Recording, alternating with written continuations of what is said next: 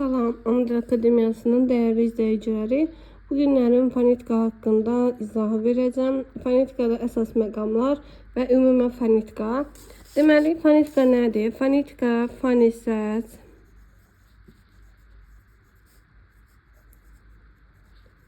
tika elm deməkdir. Yəni fonetika səslər haqqında elmdir. Amma biz bütün səsləri fonetika adlandıra bilərikmi? Əlbəttə xeyr. Fonetika danışıq səslərindən bəhs edir.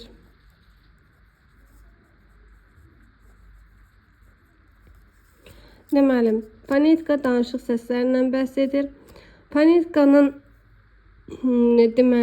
fonetika danışıq səslərində fəal və qeyri-fəal üzvlər var.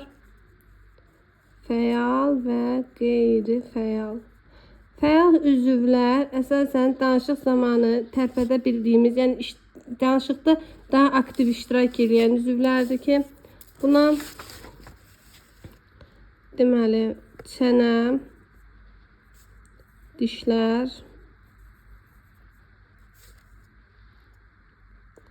səs telləri,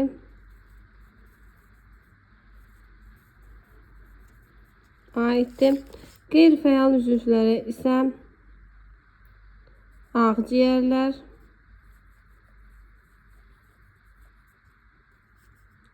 daha sonra burun boşluğu, boğaz boşluğu,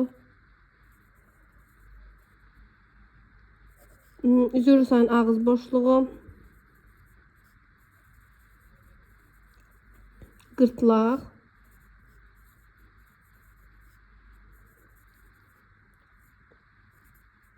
aid edilir. Daha sonra danışıq üzvlərimizə keçək. Danışıq üzvləri iki qrupa bölünür. İki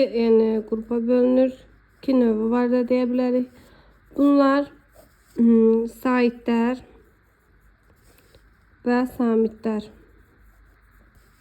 Daha konkret desək, danışıq saitlər və samitlərə niyə bölünür? Danışıq zamanı ağız boşluğunda maneəyə rast gəlib gəlməməsinə görə sait və samitlərə bölünür. Sait və samitlərin fərqi: saitlərdə avaz olur. Ağız boşluğunda heç bir maneəyə rast gəlmir. Samitlərdə isə avazla bərabər küydə olur. Samitlər ağız boşluğunda maneəyə rast gəlinir. Daha sonra saitlər hecə yaradır. Saitlərdə vurğu olur. Yəni vurğu saitin üzərinə düşür. Saitlərdə uzanma olur.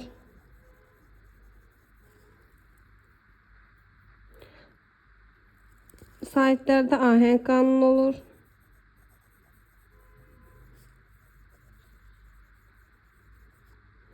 Amma samitlərdə heç biri olmur. Ben sizə kəmiyyət və keyfiyyət fərqindən danışmaq istəyirəm. Kəmiyyət və keyfiyyət fərqi.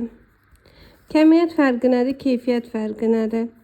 Uşaqlar, kəmiyyət dedikdə ilk öncə yadınıza miqdar gəlsin. Yəni qısa şəkildə demək olar ki, burada yazılış və deyiliş arasında hərf fərqi olur. Birinci, səs artımı, səs düşümü.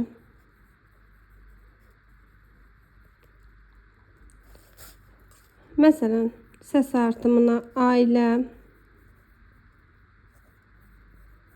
səs düşümünü isə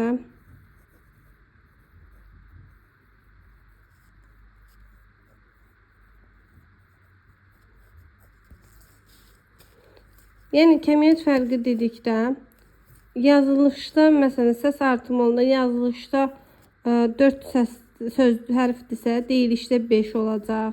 Səs düşümündə isə məsələn 1, 2, 3, 4, 5, 6, 7-dirsə bu 6 olacaq. Yəni bu şəkildə. Amma daha sonrası keyfiyyət fərqi. Keyfiyyət fərqi isə əsasən səs dəyişimidir. Burada uşaqlar, məsələn, cingiltili samətin kar qarşılığına keçməsi və ya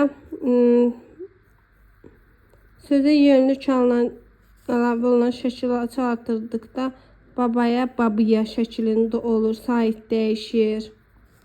Bu şəkildə. Amma biz keyfiyyət fərqi olan hər sözü, keyfiyyət və keyfiyyət göstərici olan hər sözdə deyə bilərik ki, fərq var. Xeyr. Məsələn, yəni keyfiyyətə aiddir bu.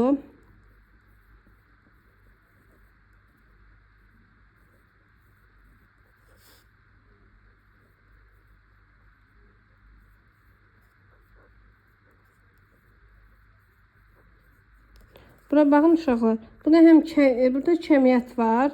Burada saitin biri düşüb, biri də əlavə olunub. Amma fərq varmı? Xeyr. Həm bunun da yazılışında, bunun da yazılışında samitlərin sayı eynidir. Daha sonra keçək. Keyfiyyət və keyfiyyət fərqində danışdım. Deməli uşaqlar, saitlərin 3 yerə ayrılır. Dilin vəziyyətinə görə, alt çənənin vəziyyətinə görə və dodaqların vəziyyətinə görə. Dilin vəziyyətinə görə bunlar özləri də bölünür. Dilin vəziyyətinə görə qalın, incə. Alt çənənin vəziyyətinə görə qapalı, açıq. Dodaqların vəziyyətinə görə dodaqlanan, dodaqlanmayan.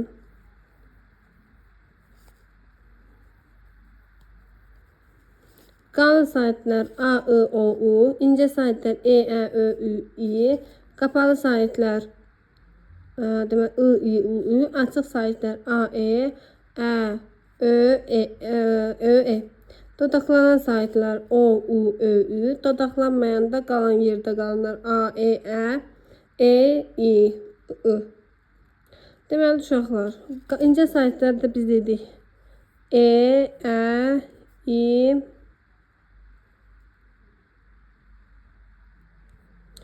Ö, Ü. Qalın saitlərə dil arxası saitlər də deyilir. İncə saitlərə dil önü saitlər də deyilir. Bunlardan bir sait var ki, bu dil ortasıdır. Ancaq dildə incə səsləndiyinə görə incə saitlərin içində verilir ki, bu da E saitidir. Keçək buradan deməli hecaya. Heca nədir? Deməli uşaqlar, ən rahatı indi hecadır. Hecanı deyim. Heca sözün rahat şəkildə bölünə bilən hissəsidir. Ancaq bəzən şagirdlər sətirdən sətirə keçirməklə hecanı qarışdırırlar. Amma unutmaq olmaz ki, hər söz hecalara bölünə bilsə də, sətirdən sətirə keçirilə bilməz. Tək hecalı sözlər hecalara bölünmür və sətirdən sətirə keçirilmir. Daha sonra, deməli, məsələn, ata sözü. Ata sözü, ata, hecalara bölünsə də saitin birin bir sətirdə, sait samitdə digər sətirə çevirmək olmaz. Yəni, hər hecalara bölünən sözü sətirdən sətirə keçirmək olmur. Daha sonra isə heca, vurğu. Uşaqlar, deməli, vurğu deyəndə nə nəzərdə tutulur? Vurğu.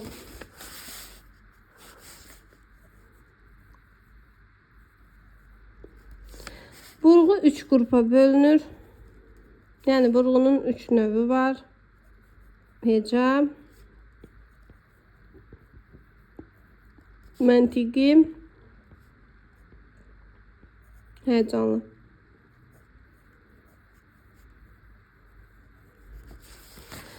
Deməli, biz vurğunun 3 növü olsa da, biz sadəcə heca vurğusunu keçəcəyik. Ona görə əsas heca vurğusundan danışıram. Heca vurğusu nədir? Sözdə bir hecanın digər hecaya nisbətən qüvvətli deyilməsinə heca vurğusu deyilir. Hecə vurğusunun əsas xüsusiyyəti ondan ibarətdir ki, sözü deməli, məsələn, mən necə öyrədirəm şagirdlərə, sözü güclü deyin, əsəbi şəkildə deyin. Əsəbi şəkildə deyiləndə hecə hansı hissəyə düşürsə, vurğu oradadır. Məsələn, kitab sözünü götürək və belə. Bunu hər hecanın üzərində vurğunu qeydin. Biri var, deyin kitab, yoxsa kitab. Görürsünüz, ikinciyə deyəndə dilinizə yatımlı olur. Buna dilinizə yatımlı olmağına görə vurğunu tapa bilərsiniz. Daha sonra unutmayın ki, vurğu qəbul edən şəkilçilər, məsələn, vurğu buradadırsa, vurğu qəbul edən şəkilçi olanda bir deməli heca sağa gedir. Yəni vurğu heca həmin şəkilçinin üzərinə gedir. Bundan əlavə vurğunu ən rahat öyrənmənin yolu vurğu qəbul etməyən şəkilçiləri əzbərləməkdir. Mən bura bəzilərini qeyd edirəm.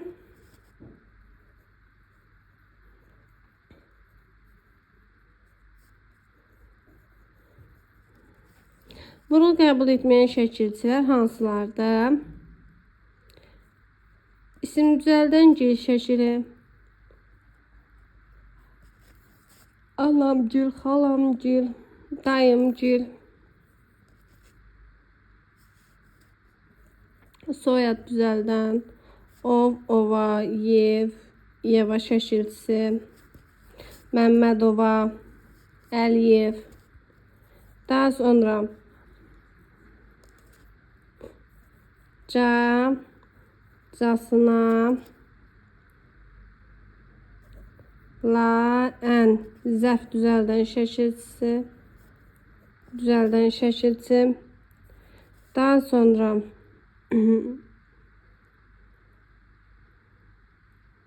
uşaqlar haqqında sizə bir şey danışacağım. Bunu qeyd edeyim.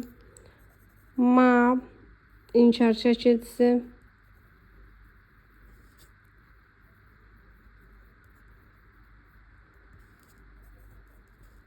İdi, imiş, isənin qısaldılmış forması.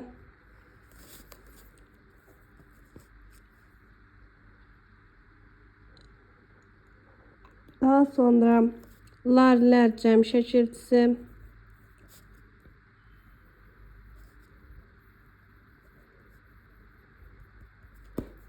Bu qədər uşaqlar. İndi bunlardan yəni daha çoxdur, sadəcə mən bəzilərini qeyd elədim. Bunlardan deməli cam 3 formada işlənir. Həm zərf düzəldir, həm qoşma, həm də deməli ədad kimi istifadə olunur. Ədad kimi istifadə olunanda ca vurğu qəbul edir. Qoşma kimi birgəlik qoşması olur. Birgəlik. Və vurğu qəbul eləmir. ilə əvəz etmək olur. Zərf kimi olanda da yəni vurğu qəbul etmir. Daha sonra ma da 3 formada olur. Bir inkar, feilin inkar şəkilçisi kimi qrammatik formada. Daha sonra isim düzəldən və sifət düzəldən şəkilçisi kimi leksik olur bu ikisində də. Leksik.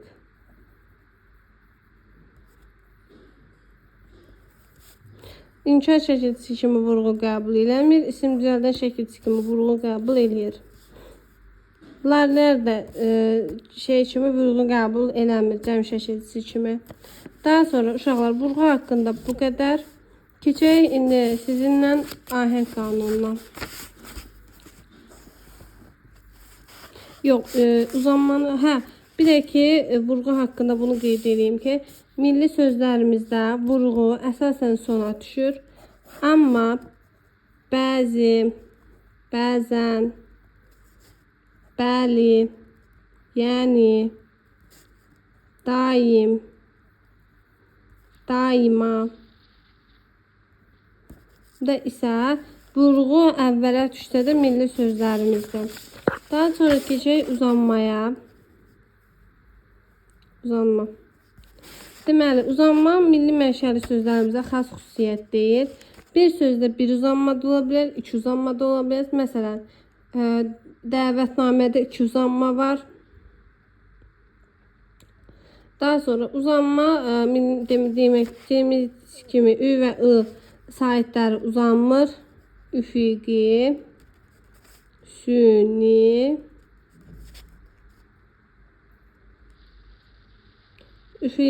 süni, cüzi sözləri istisnadır. Daha sonra keçək sahitlərin təsnifinə.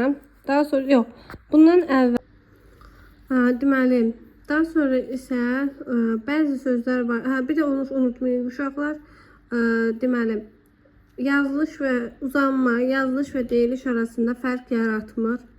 Bundan başqa isə ancaq elə sözlər var ki, bunlar deyilişdə, yəni uzanmasına görə fərqlənən sözlərdir. Nərə, bəzən, əyyan, dava. Nərə uzananda qışqırmaq mənasında, sadəcə uzantı olmayan isə balıq mənasındadır.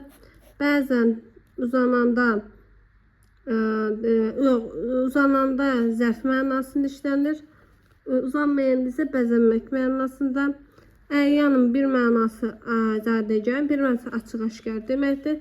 Dava uzananda dava dalaş mənasında, uzanmayanda isə dava dərman mənasında istifadə olunur. Bir də ki, uzanma ilə vurğu eyni hecəyə düşmürlər. Amma onda da bəzi istisnalarımız var. Məsələn, daim, daima bu istisnalara aiddir. Daha sonra isə uzanma və ahəng qanunu. Son olaraq da uşaqlar ahəng qanunundan danışaq. Ahəng qanunu nədir? Sözlər qalın və ya incə sahitlərin bir-birinin izləməsinə ahəng qanunu deyilir. Milli sözlərimizin hamısı ahəng qanununa tabidir. Elad, ilxı, ilxıcı, işıq, ilan, istisna. Bunlar deməli milli məhəlli söz olsalar da ahəng qanununa tabi deyirlər. Daha sonra uşaqlar sizə nədən danışım sahitlərlə bağlı? Bunları qeyd elədim. Vurğu, uzanma, ahəng qanunu. Deməli, sahitlərin əsas xüsusiyyətlərindən biri də deməli, sahitlərin yazılış qaydalarıdır. Sahitlərin yazılış qaydaları necədir? Deməli, müxtəlif cinsli qoşa sahitli sözlər var.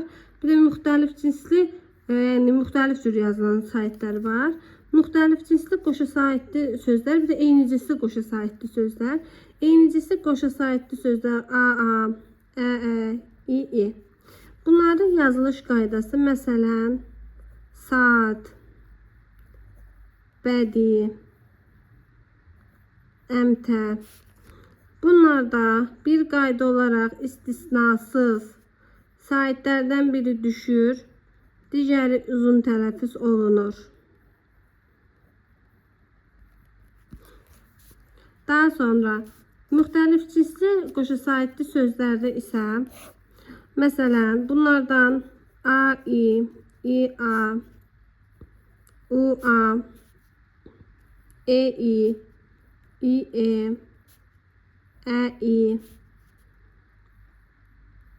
və s. Bu sözlərdə, bu hərflərlə olan sözlərdə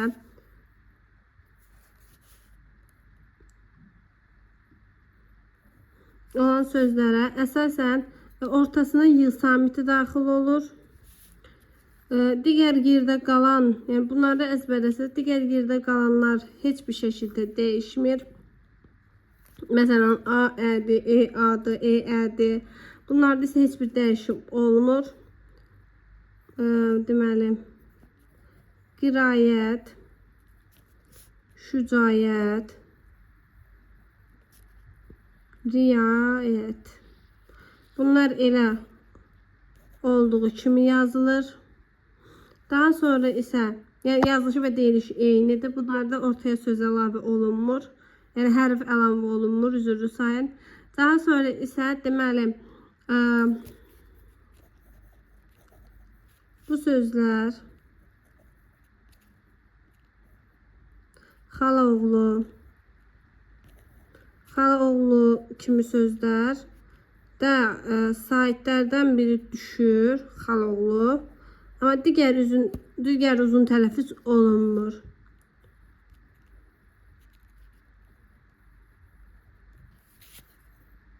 Üzü açıq sözü istisnadır.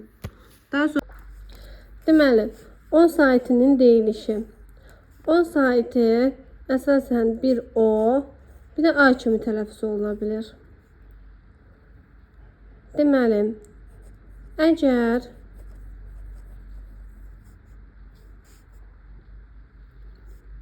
deməli, sözün üzərinə məsələn onun üzərinə vurğu düşürsə o kimi, vurğu düşmürsə a kimi deyilir.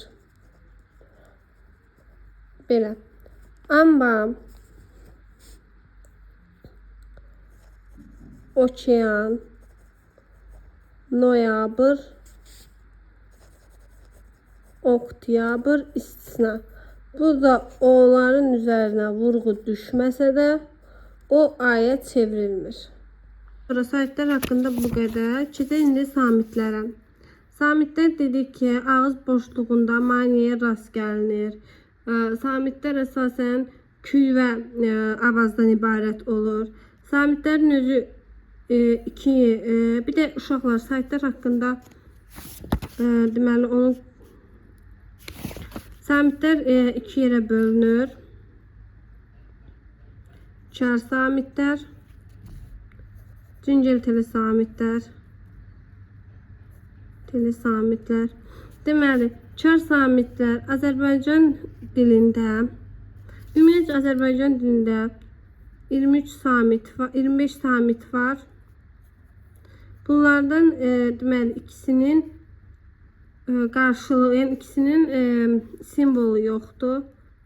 K və İx samitlərinin 14 çar samit, 11 cingiltili samit var. Çar samitlər kүйdən ibarətdir. Cingiltili samitlər isə əsasən avazdan ibarət olur. Çar samitlərdə avazda olur, küy və avaz, amma cingiltidə sadəcə çox avaz olur. Daha sonra çar samitlərdən H-nın cingiltili qarşılığı yoxdur. Cingiltili samitlərdən N, M, L, N, L, M, N, R. Bunların da kar qarşılığı yoxdur.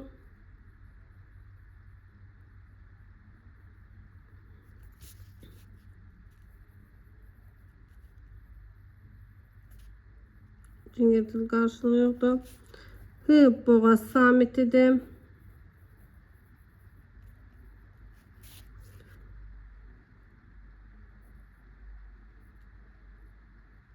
N, M burun samitidir.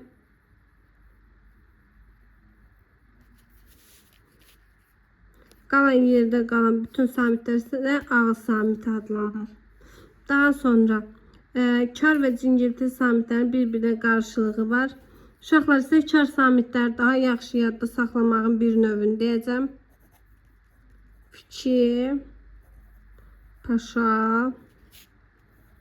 çox, ahəstə. Uşaqlar, bu sözdəki bütün samitlər çar samitlərdir. Siz bir də bu ikisi. Bunları əzbərləsəz, bu ikisini də bilirsiniz ki, yəni simvolları olmayan, yəni şərt işarəsi olmayan samitlərdir. Bunlar kar qarşılığı olan samitlərdir. Kar samitlərdir, kar qarşılığı olan yoxuşuru sayın. Daha sonra isə keçək deməli samitlərin yazılış formalarına. Samitlər əsasən iki cür yazılır. Qoşa samitlər, yəni bir də eyni cinsdəsi qoşa samitlər, bir də müxtəlif cinsli qoşa samitlər. Eyni cinsli qoşa samitlərdən danışaq. Eyni cinsli qoşa samitlərə əsas fərqlər deməli q-da, t-t, q-q, t-t, y-y, bir də k-k-dır. Deməli, Qı necə olur? Uşaqlar, qı məsələn, söz qı bu şəkildə tələffüz olunur. Daha sonra t şəklində tələffüz olunur. Ç isə ç şəklində tələffüz olunur. Daha sonra y tək şəklində tələffüz olunur. Məsələn, y haqqında bir onu deyək ki, y əsasən iyat, iya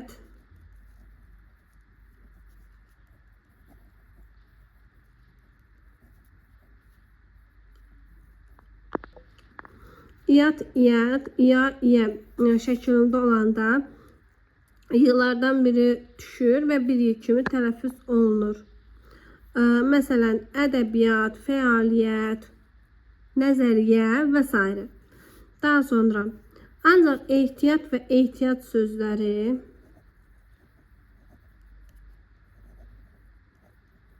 bir y ilə yazılan sözlərdir. Deyiliş və yazılışında bir y olur. Daha sonra elə sözlər var ki, sözün kökündə 2 y yazılır. Sözün köküdür. Ama bir y ilə deyilir. Xəyyam, əyyaş, səriyə və s. Daha sonra keçək. Digər bütün samitlər, qoşa yazılan samitlər eyni cinsli. Eyni şəkildə deyilişdə yazıcı fərqlənmir. Bir dənə m və s-dır ki, yazılışda 2 ilə yazılır. Məsələn, qrammatika.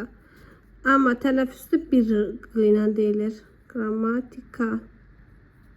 S da həmin qayda ilə. Belə bir istisnamız var. Daha sonra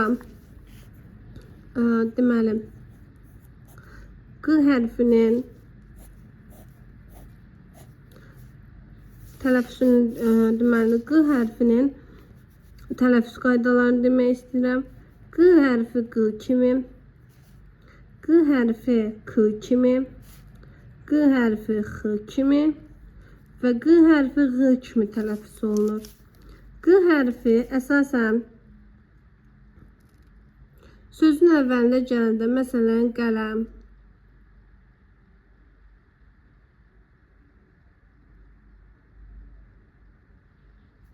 cingiltili samitdən əvvəl gələndə, məsələn, miqyas q kimi tələffüz olunur.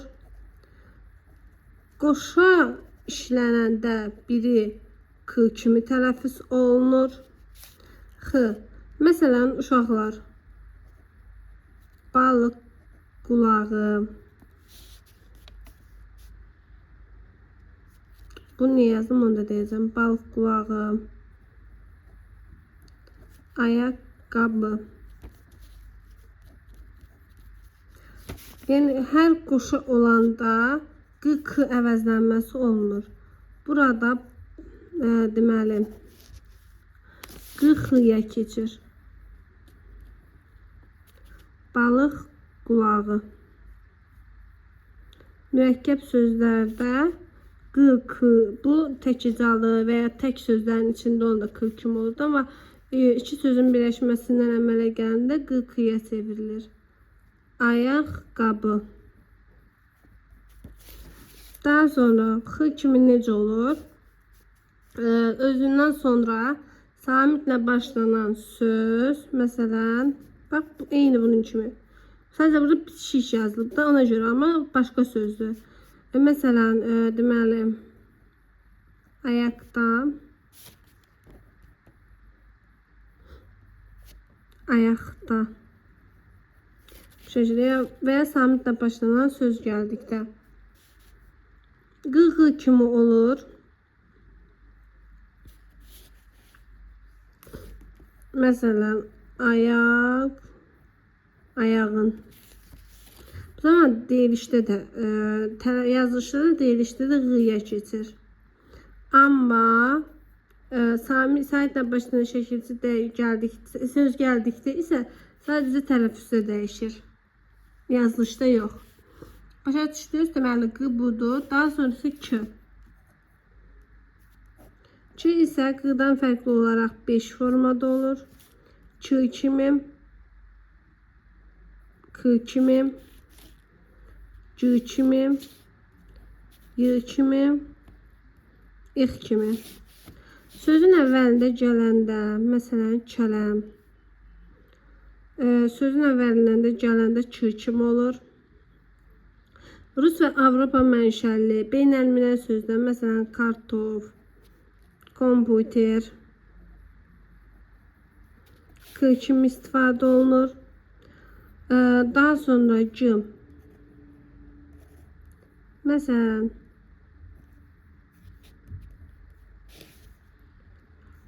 kər samitin yanında işləndikdə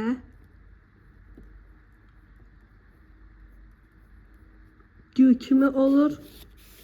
Y. Saitlə başlanan söz və şəkilçi gəldikdə Y kimi olur. Məsələn, çiyələyin. Çiyələyin. Və ya çiyələk ağacı. İlk olanda isə söz təklikdə olanda, məsələn, çiyələk. Çiyələk. Və ya samitlə başlanan söz və şəkilçi artırdıqda Ç, İx kimi olur. Daha sonra isə deməli, bıdıgıcıdan deməli, buradan B, D, C, C samitlərindən danışmaq istəyirəm. Bu söz deməli, tək olanda birinin üzərində, məsələn, kitab sözü. Söz tək olanda B, P kimi tələffüz olunur. Yəni bunların hamısı öz kar qarışığına keçir. Bundan sonra, yəni bu samitlərdən sonra kar samitdir. Söz kar neymiş? Samitlə başlanan söz və şəkilçi gəldikdə yenə kar qarışığına çevrilir. Ancaq saitlə başlanan şəkilçi və ya söz gəldikdə olduğu kimi qalır. Daha sonra isə bıdıgıcı, C, Ç. C, J kimi tələffüz oluna bilir. Ç isə Ş kimi tələffüz oluna bilir. Deməli, bundan sonra D, T, L, Z, S, N samitlərlə başlayan söz gəldikdə Ç, Ş kimi. Məsələn, qaçdı, qaşdı. Eyni qayda ilə bundan sonra D, T, L, Z, S samitləri gəldikdə, məsələn, güclü, güclü.